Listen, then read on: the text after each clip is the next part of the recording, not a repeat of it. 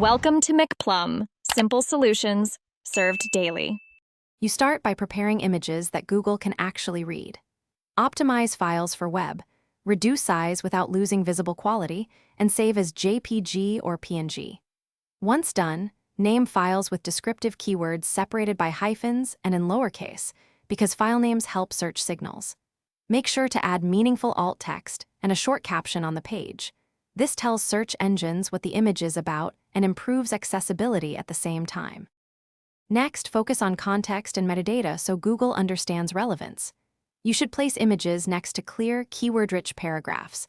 The surrounding text provides semantic signals. Then add structured data, image object schema, to supply title, caption, width, height, and license details. This helps Google display rich previews. Also make sure the page is indexable. Remove noindex tags, avoid login requirements, and verify robots. TXT does not block image files or folders. Finally, tell Google where your image is live and check results. Add images to your XML sitemap or an image sitemap and submit it in Search Console. Then use URL inspection and request indexing for priority pages.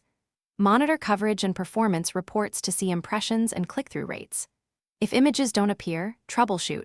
Check mobile loading behavior, lazy load scripts, or blocked resources.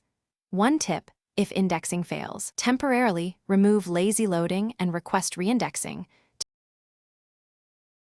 Thanks for watching. Stay juicy and subscribe.